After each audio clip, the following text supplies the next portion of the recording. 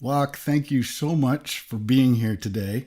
I am so excited to be speaking with you and introducing you to the people I know and care about.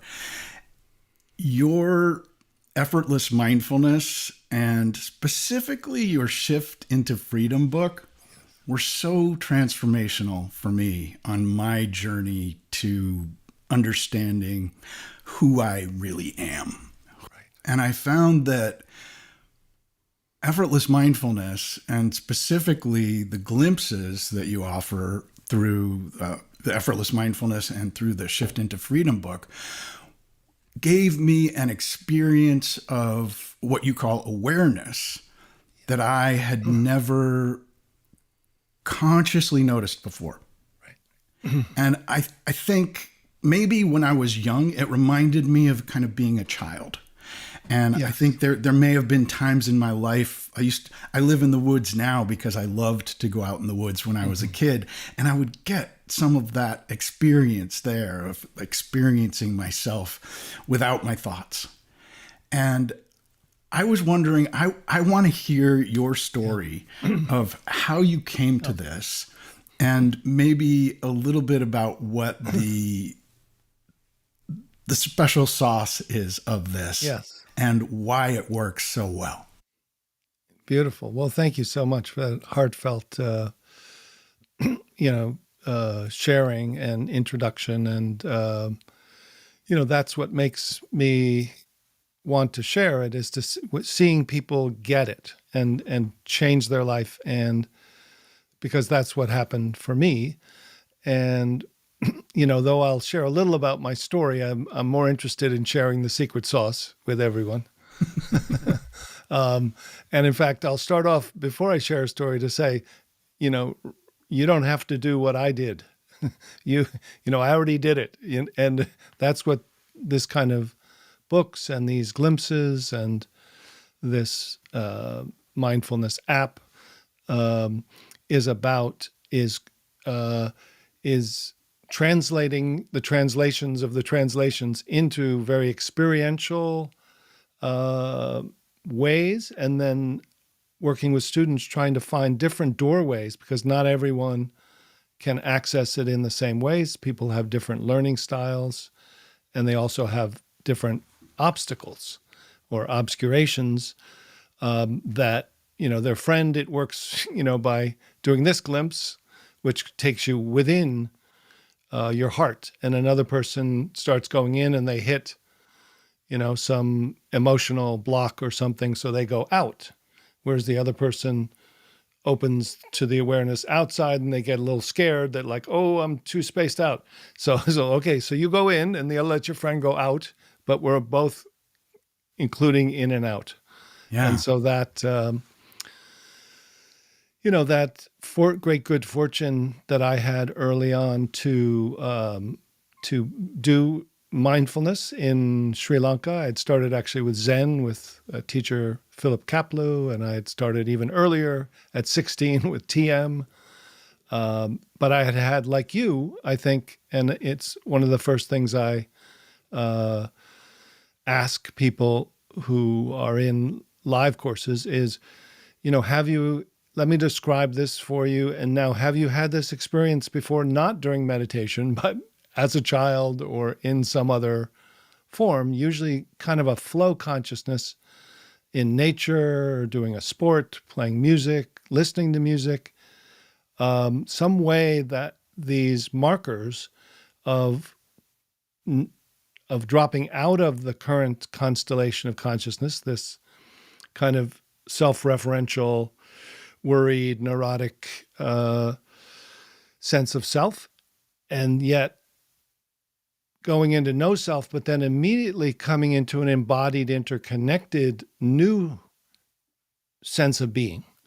So not focusing so much on the absence, and sometimes, going gradual path through what I call conventional mindfulness or deliberate mindfulness, like you said, you can very importantly realize who you're not. And then effortless mindfulness then gives you a doorway to who you are. Yeah. And then importantly, in including psychology and neuroscience, is not just realizing when you realize who you are as awareness, is not just saying, oh, I'm not the ego. There's nobody here named Loch. There's just awareness, which some people will then stop at. But to realize that you have that this either mind state of ego function or this part of you, subpersonality, that's like, look, I've been trying as hard as I can to keep you alive, and I thought I was you, and what are you going to do, get rid of me? It's like, no, you're a part of the team. We love you. Now, you don't have to keep being exhausted all the time. You can relax. You can semi-retire. Yeah. You can have more vacation and higher pay, and so that's kind of a radical thing, is both discovering no self, but then discovering the foundation of true nature that is then embodied and interconnected with all of your parts or subpersonalities, from the smart ones and the kind ones to the ones who are traumatized, and to the mean ones, to the ones that have been protecting you through being angry and hateful and, like really protective by just, raging. It's like all of those parts are trying to help you feel safe and be loved. Yeah. And so this is really like a combination of a kind of internal family systems approach, along with a deepening of our own sense of who we are, an embodied sense of who we are. Would you say?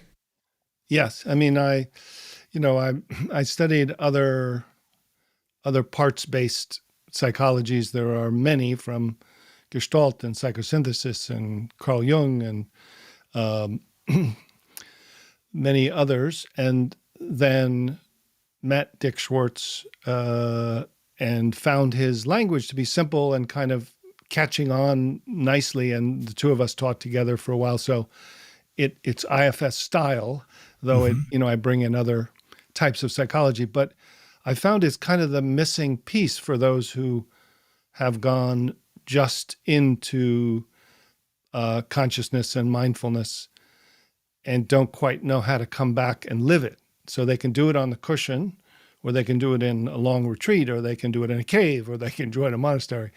But how do you do it every day? Because what you see when you're sitting and you deconstruct everything, as soon as you stand up, open your eyes, and start to relate and create, it's not just thoughts, feelings, sensations, and no self. There are these patterns or parts of you that are, the worker and the judge and the one that feels hurt by what someone just said, and they just kind of come and sit in the seat of the self, and you can't just say, well, that's just thoughts, and deconstruct them. You really have to realize, oh, this is a psyche that's part of consciousness that forms into these patterns, but it doesn't mean you either have to go to this pure awareness or you're back in the ego, or you go to pure awareness or you get back in the ego. That now you can say, like, okay, you guys are all part of the team, but you're all burdened by thinking you're me. That's your main burden, is your misunderstanding and this simple case of mistaken identity.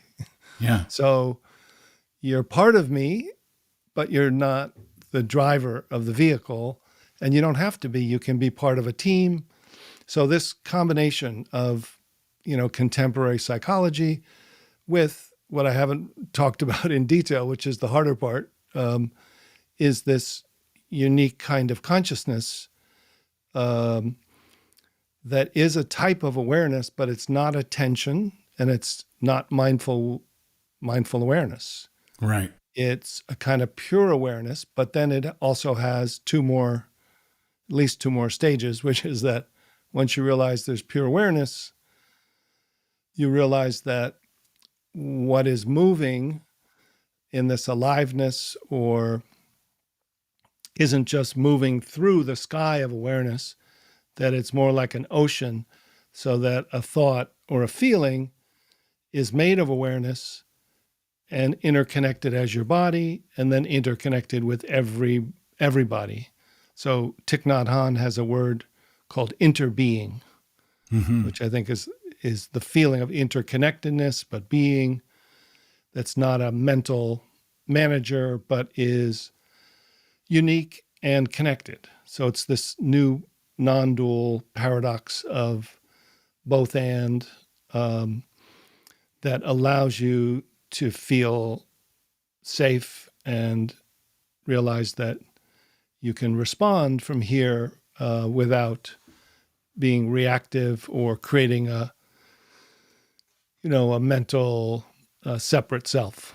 Yeah.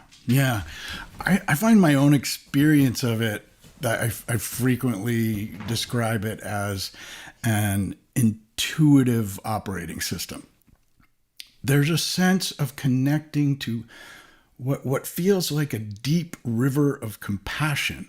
Yes. That is kind of a sense of we're all in this together. Yeah. Not just you and me or people, but all life is in this together. And that is such a difficult thing to put words to. I'm wondering, I know that in Shift into Freedom, you talk about, I believe it's 4 types of awareness. Yes. Local, spacious, awake, and loving. Is that? And loving awareness, yes. Yeah. And then I think in my next book I make it 9 types, but this So many so I awarenesses. have to try to keep things simple, because kind of awareness starts showing itself to itself, and it goes like, "Ooh, look at this. Ooh, that's a little different. Oh, that's like this." But Right. but just to follow up on what you're saying is that this isn't about just freedom from the small self or liberation. It's about, a fully intimate human life, and the ground quality that you're calling like a river of compassion feels to me like the fabric of unconditional love.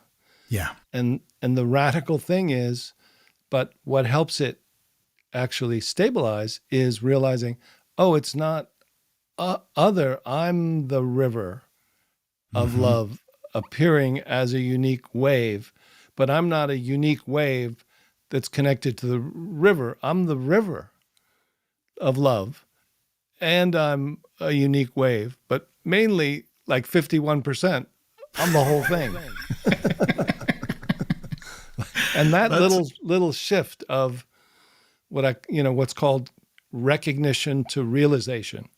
Yeah. So you can recognize that river of love, or you can recognize this kind of pure awareness that isn't thought-based, that's spacious and pervasive. And you're like, oh, I think I'm aware of the awareness. And then the question is, well, are you aware of the awareness, or actually are you aware as the awareness? Oh. Yeah. And then from the awareness, what's the relationship to moving sensations, energy, thoughts? So that kind of figure ground shift is this next really effortless mindfulness. And the reason it's called effortless is not because it takes no effort, but because when you discover that, oh, there's an awareness that isn't concentration or attention that's trying to do something, but it's already effortlessly aware without my help. But it's me, and I can be aware from it as it, and it's maintaining itself. So I'm just kind of flowing. Yeah. And that letting go, those words, letting go, surrender, turn over, all those words that are like the first move in most spiritual systems is letting go into what? Surrender to what? And so this is saying, yes, surrender, let the awareness unhook from the thinker, and then find itself like air into air, and then realize it's ocean and wave, and then also ground of being. Yeah. So this unfolding, and it's, as you said, it people have tried so hard and they've not even known it was on the map. And if you've experienced it, you think it's about something else. So you think, oh, it's about the nature. It's about my childhood experience when I was this age because of these people. So, but it's actually those conditions reveal what's naturally here on the subways in New York City. Right. Effortless mindfulness and the glimpses that you gave definitely gave me that first experience of moving local awareness, which was enough to just kind of, that just, in a sense, built on its own. Yes. How do you best explain to people like me when I was in your retreat a few years ago, and I'm asking you, like, how do I get there? How do you explain to them that what felt to me like it's not something missing, it's more like a going completely into who you are? Yeah. I mean, so it's interesting that in some ways there is a little surrender which relates to kind of the subpersonalities or the IFS style, which is working with the protective parts that are either afraid or resistant or doubting, or, and we all have them. Mm-hmm. And then saying, okay, are you willing to give me 3 minutes? Are you willing to surrender for 3 minutes? Like, okay, I will surrender. So, but that surrender is just the initial space. Now awareness has to recognize itself. The surrendering might open, in other words, like it might just open the background awareness, but then there has to be on the map that's not just a gap, that's just not the absence of self, that's not just don't know mind, that's not just not a brief meditation state, but that is already here, that the awake consciousness, the love that we've been seeking is already here within each of us as each of us. So that's just, I present that not as a belief, which is like the religious, you must believe that the awareness that it's like, no, this is a hypothesis. Okay. This is reported by people who, certain group of people, and this is what they're saying. So I'm going to just say, check it out. What if this were true? Now the glimpses are these experiments that you do, and then you report the results. So I don't know. And some of them won't work for you, and your neighbors will go like, oh my God, that was great. And you'll be like, oh, I guess I'll never get that again. Everyone else is getting, and then she's like, okay, just realize that's the doubting part. Thank it for its help and try this next one. So that, that, and maybe we should do a glimpse. Do you think we should do a short I think glimpse? That would be great. Yeah. I was just gonna say that maybe we could just go through one for people who are interested. Okay, I'm sure there's people listening who are like, I want to try that. Yeah, and rather than saying like, oh, listen to them talk about it, even though I have no idea what they're talking about, or I kind of do, but I kind of don't, and then I'll go do it later. It's like, let's see if some people can get this one, which is a little inquiry series.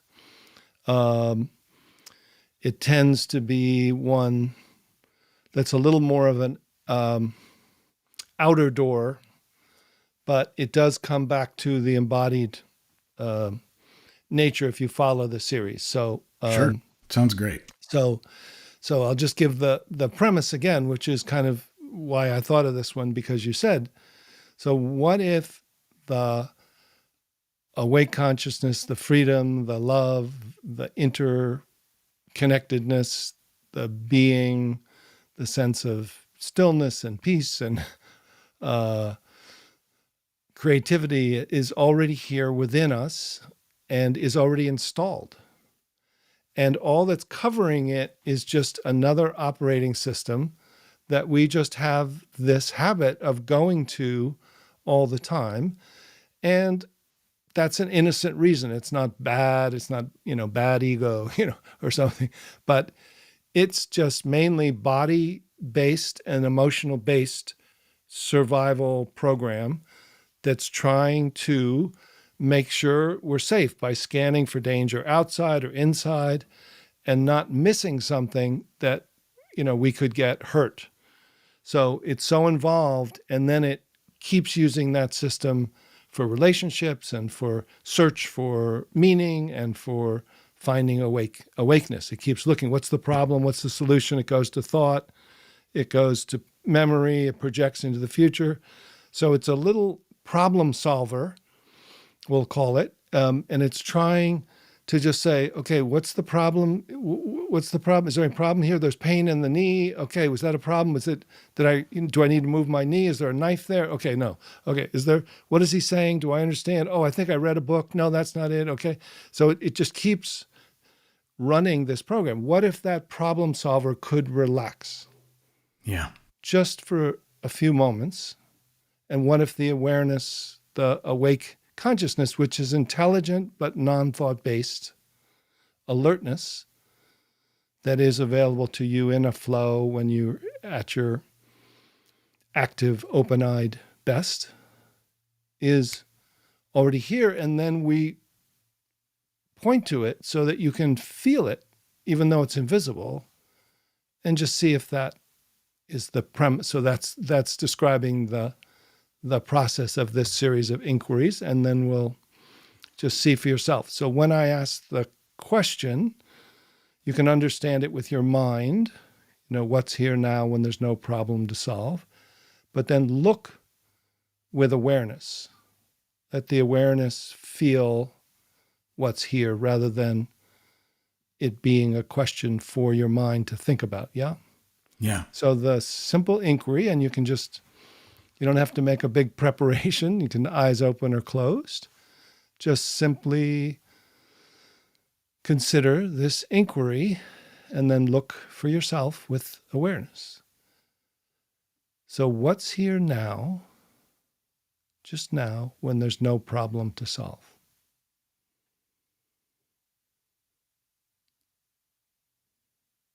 So just letting the problem solver rest. And then just feel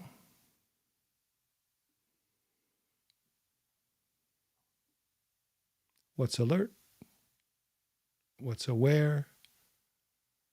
It doesn't have to orient to thought, just to be. And then curiously, are you aware of this awareness that's here when there's no problem dominating? And then what's it like to rest as this awareness?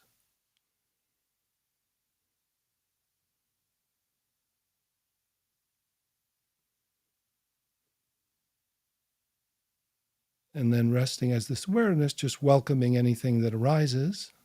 In fact, just curiously, as this awareness, which is primary, is this a meditation state, or could this be more your essential, effortless awareness that is your ground of being that's always been here? And so if you're aware of this and as this, and now from this, as this awareness, what's the relationship to the first movement of vibration, energy, sensation, thought, your body, and the room? What's the relationship as the awareness that now is arising as movement, interconnected, not separate, and yet separate on one other level, interconnected on And then what's it like here to feel that equally outside and inside? So you take a little deeper breath as you breathe out. Just relax and make sure you feel kind of equally the awareness is embodied and as well as spacious. And then just what's that quality of being? Do you feel any peace or relief or natural quality arising? Connection or love or joy or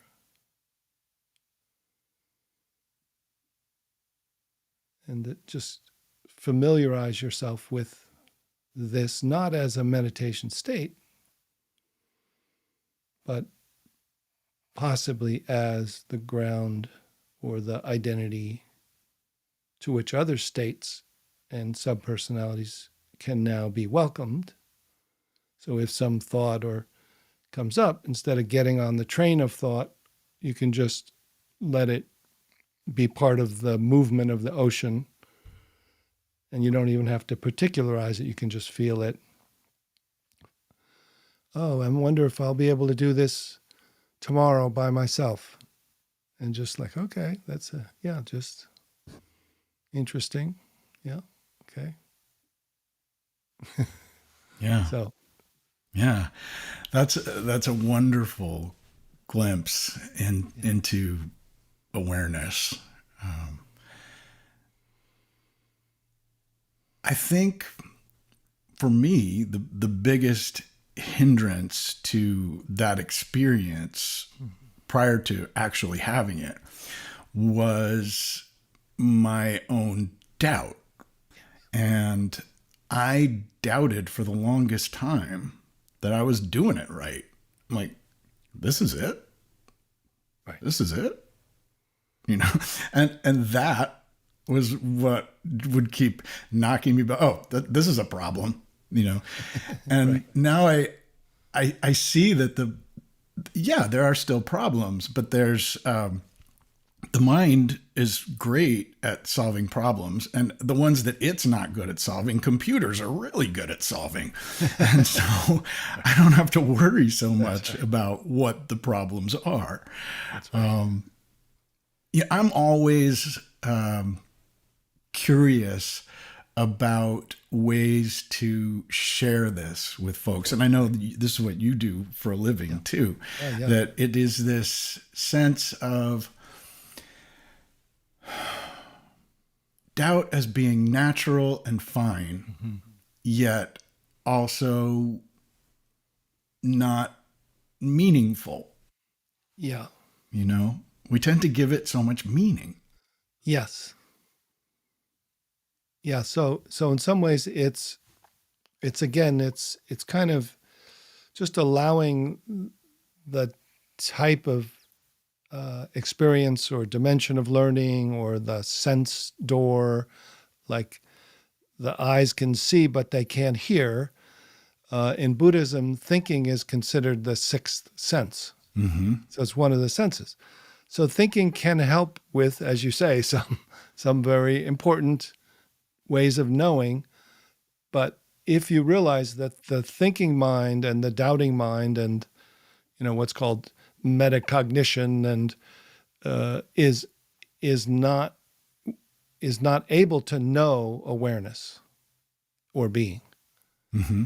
Being arises as it, but it can't know it through thought.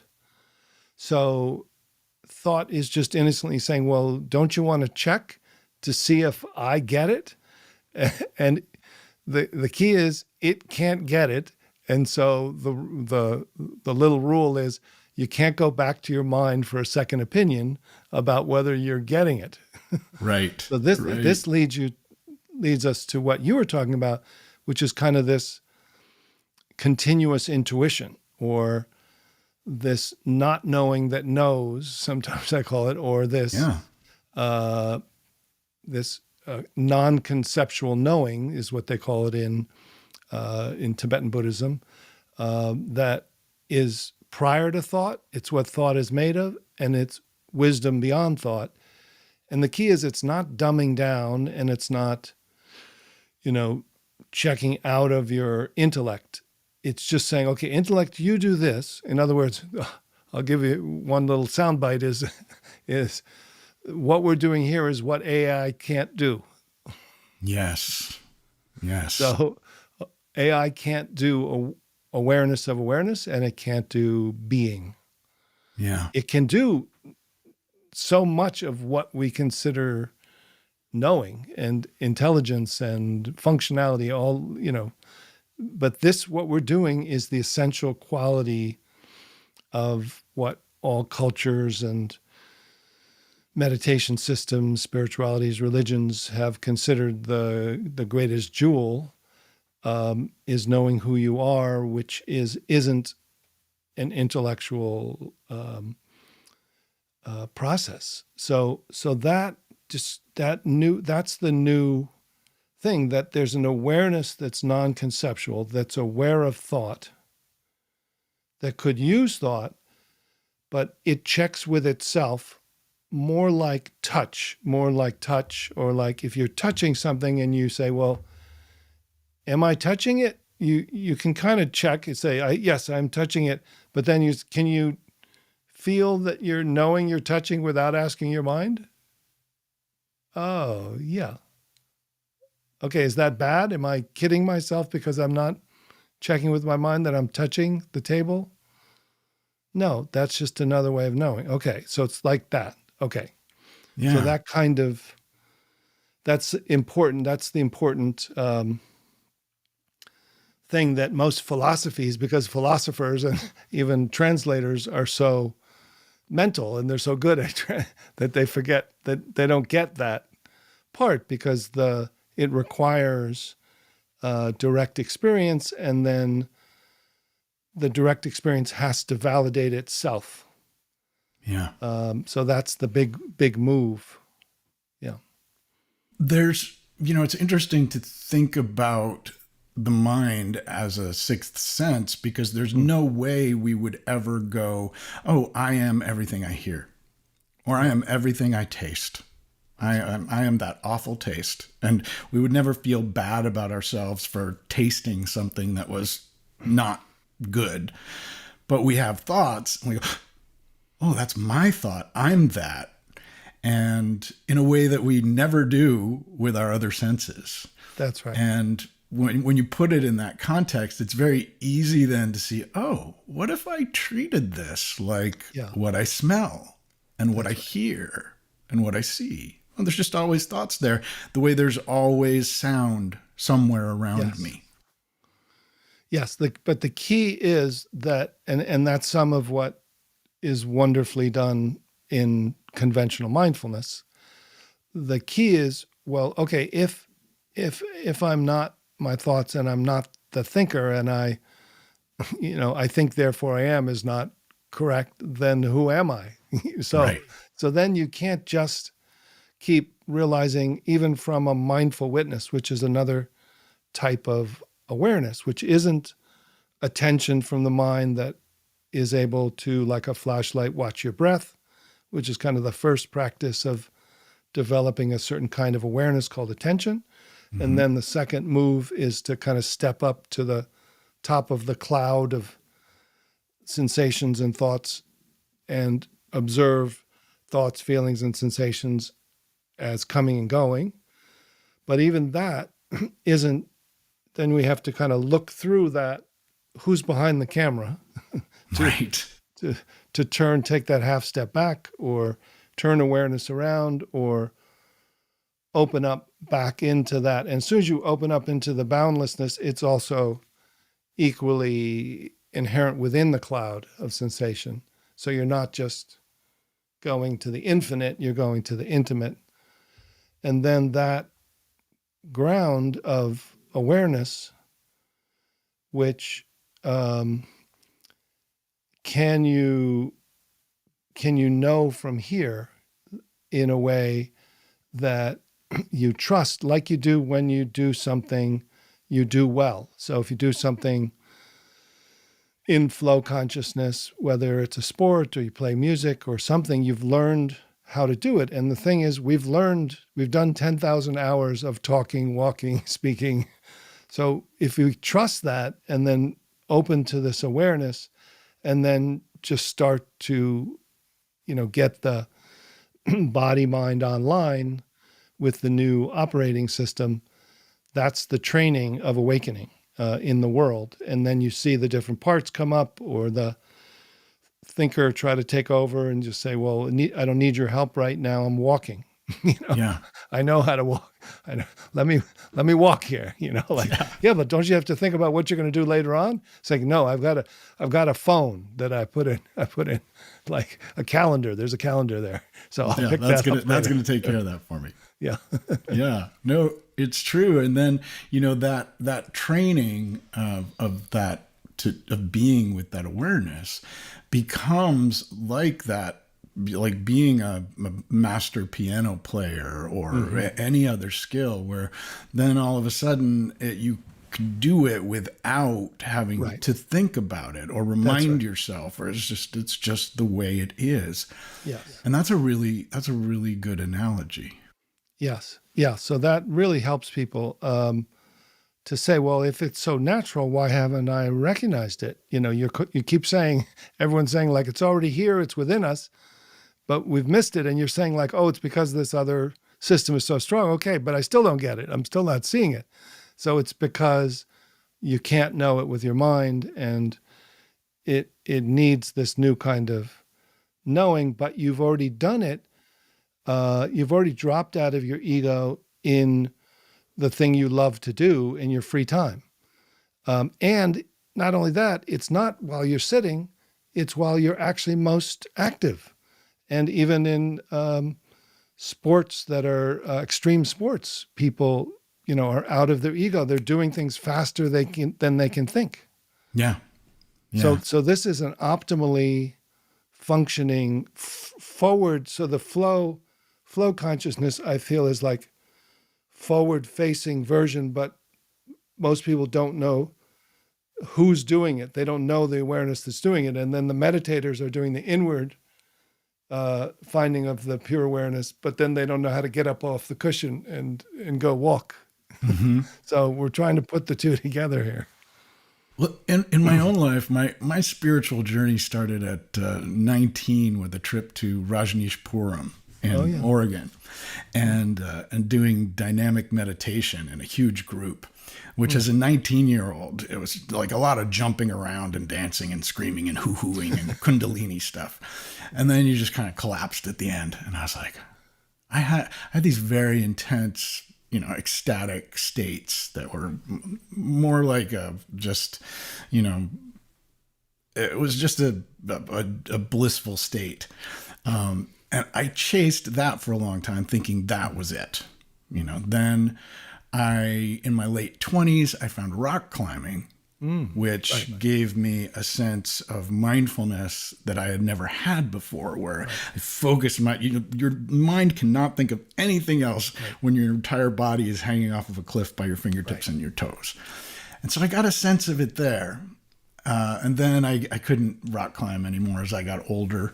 And so I just thought, how do I get, it was constantly how do I get back to this? Yeah. And what I found was that there is no getting back to. It's like, it is just always there, but I was getting out of the way enough to let it be there. That's right. And I think that's really so many of us spend so much of our lives doing that. How do I get back to something that happened one time and miss the opportunity, like you were just saying earlier about how it's always there. Yeah. And I actually do one of the practices based on that, because so many people come with that sense of like, well, I had it once. Like, when did you have it? Oh, I had it as a kid. I had it in this peak experience.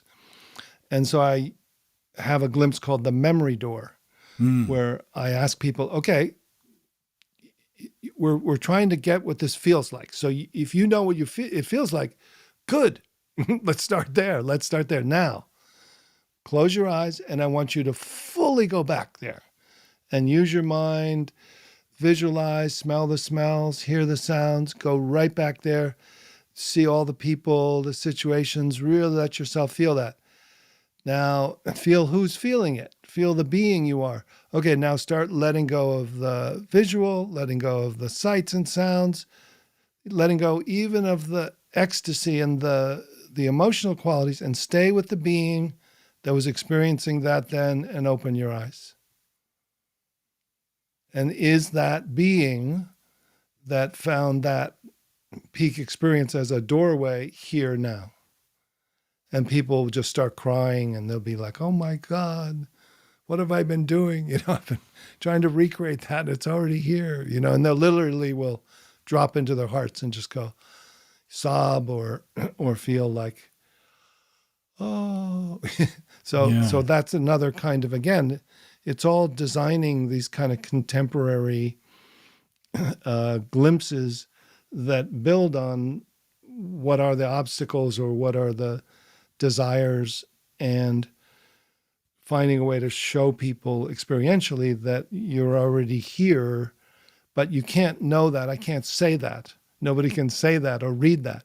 Well, it's already here. So if you just realize that that was a peak experience, and you should just realize that that's already here now. Okay, so just meditate on that. It's like, no, that doesn't work. Yeah. You have to go right into the whole thing. And then you got to see for yourself, but on the level of consciousness, not on the level of intellect. Yeah.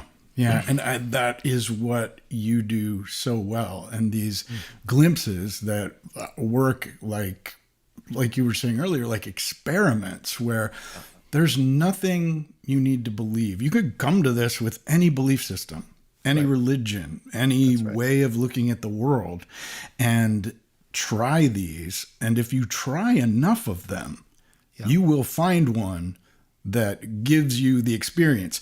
And it's just one of the things I love about your work. It's one of the things I love about the heart that you bring to this. There's so much compassion in both your writing and your ness, the way you do this. That's called Loch Ness. But not the monster.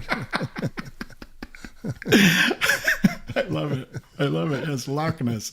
There's so much goodness in your Loch Ness. I am just, I just want to share your work with everyone I know. I do. People ask me all the time in TikTok lives what my favorite book is. And whenever they say they want a nonfiction recommendation, I always tell them Shift into Freedom.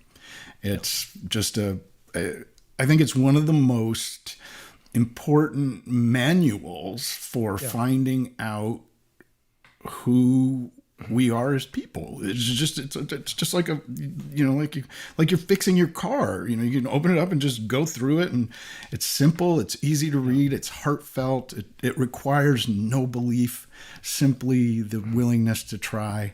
I think it's beautiful. And I wrote that as the first book, and I wrote it as what I call the big book. So it is a little more technical. And then I wrote the little book afterwards, because I thought, if I write the little book, I'll never get to the big book. So let me write the big book. So it is, if it resonates and you can follow it, it's very detailed. The second book, The Way of Effortless Mindfulness, is written a little more breezy, but similar material. And then using something like, going to YouTube or,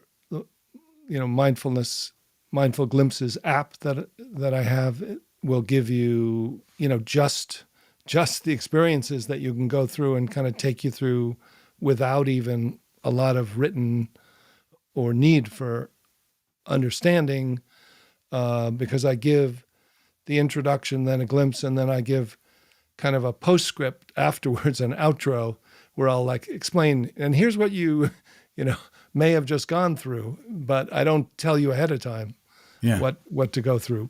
So you just try this and see what you describe. Use your language to describe it. And it was actually Effortless Mindfulness that I read first. And then that was what really piqued my interest and got me to have my first experience of awareness that was not simply here. Yes. Like of actual local awareness, moving my body. And I immediately went to my friend who was a Buddhist monk for 7 years. I'm like, the most amazing thing just happened for me. Have you ever heard of Loch Kelly? And he was like, and then after I read that book, I actually read Effortless Mindfulness twice. And then I read Shift into Freedom. I've read it many times now. Such a good book. Can't recommend it enough. So tell me a little bit about your app and where people can find you online and your work. And I thought I'd want to share one insight, since your sleep is one of your interests. Can I share that? Yeah. Let's talk about that. That's right. Yeah. We were talking about this before we got started, and I got so enthralled in our conversation, I completely forgot about it. There's so many directions to go, and I know people have a lot of things to do, but let me just say this. So certainly, in terms of sleep, it's always something as a psychotherapist, working and, I trained as a clinical social worker in New York City. I worked in the North Bronx, inpatient psych, outpatient clinics in mental health, community mental health in Brooklyn, and then up at Riverside Church, which is in Harlem and near Harlem, and, did, private practice. But, sleep is always, as well as sleeping, eating, nutrition, exercise, and meditation are kind of the four big, as well as relationship and work, But so sleep, certainly all the things you've read, that's so much information now. Certainly some people have sleep apnea. Some people, have hormonal situations, especially women who, can keep you up at night. So general stress, stressful situations in life. But in general, trauma from childhood that's unresolved can wake you up. So that needs to be named, as even if you're not stressed, or you make yourself stressed in order to avoid it. So that those parts of us, those exiles that have a view that, I'm not good enough, shame-based parts, or parts that feel, worthless or unheard, unlistened to, or undervalued. And then the next one is certainly not taking a break during the day. Mm-hmm. So if you drive your body and your mind, and if your parts of you drive you to work because you're afraid you get fired, or you're afraid you're, overworking, or you just have such a busy life that I got to keep going. So then, adrenaline and cortisol, your nervous system is on sympathetic nervous system. So even if you try to go to sleep, it's still on fight, flight, or freeze. So it could wake you up. So those are not new. So the main one but the new solution is to do small glimpses during the day, not just at night before bed. Mm. And the reason to do that is because I think one of the main reasons people that get woken up in the middle of the night is because if you think you're your ego or your small part, it thinks it's dying when you go to sleep. So if you don't know your true nature, or at least are comfortable with this natural state of delta deep sleep, or certainly deep rest, awake awareness, and especially if you don't know who you are, when your small parts or your ego wakes up in the middle of the transition during these dream sleep cycles, it will wake you up and go like, where'd I go? What's going on here? Like, I better go do something, like think about work or something, come back to life. Mm-hmm. So literally the parts of you, if you think that's who you are, they will wake you up. Right. And so the solution is to become comfortable, and even to go to sleep into, with a glimpse into awake consciousness. And as soon as you familiarize yourself with who you are as awake, embodied, interconnected, ground of being that's safe and loving, then when the parts of you pop up at night, there's a conscious and unconscious, deeper than thought rest that will support sleep.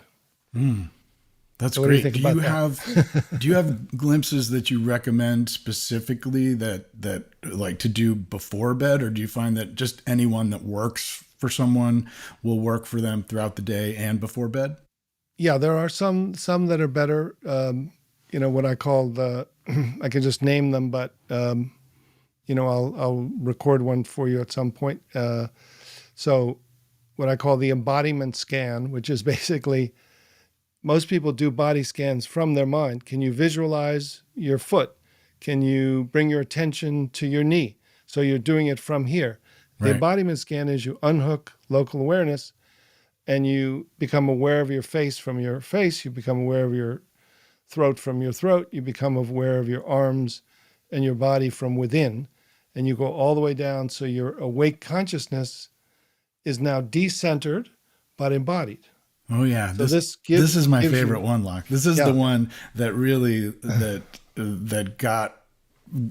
took me there to unhooking consciousness from my awareness the first time and kind of moving it, and that's the one. So I'm going to encourage people to go and find that video, or I know it's available in lots of places for free, right?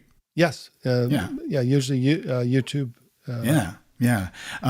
I recommend this one highly because, and I do a version of it in meditations I lead myself now because I found it so powerful. And I could see how that would definitely help. It addresses the decentering of the mind. It addresses shifting from attention to local awareness, and then you start to realize you're inhabiting your body from the ground of awareness, which is another identity and another type of consciousness that isn't the ego. So the ego is already like, well, I'm already offline. I'm not fighting you for this one because this one feels pretty good. Is this kind of like sleep? Yeah, this is kind of like sleep. Okay, keep going. I'm on board with this one because, I know I'm not being gotten rid of. So then it just transitions you right into, and you're kind of micro releasing stress and treating, the sympathetic nervous system, going to the autonomic. You're, letting your breath be full. Yeah. Yeah. That's wonderful. That's a great recommendation. Thank you. So you have a website at lochkelly.org. lochkelly.org. It's a 5013C nonprofit. So it's, everything I do is for the benefit of others and try to, put out as much free content and then support the whole. But the idea is trying to offer things online in visual, written, audio, but direct practices, some online courses, some in-person weekends, and some longer, more advanced retreats once people have a sense of it. The thing is trying to bring it into a format that's available, that's simple, that's elegant and effective, usable, so that people can see if it's for them. So the Mindful Glimpses app is probably the simplest way, and it's available to people that for scholarship or free, and you can try it out and go through courses. There's an introduction. There's daily glimpses that are different each day. Awesome. So, and people can find that on your website or in the app stores, Apple, Google, all that stuff. On both app stores, Google and wonderful, and Apple, and on website as well. I can't wait to see it.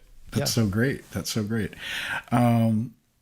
Well, Loch, thank you so much for your time, for sharing your heart, your knowledge, your ness.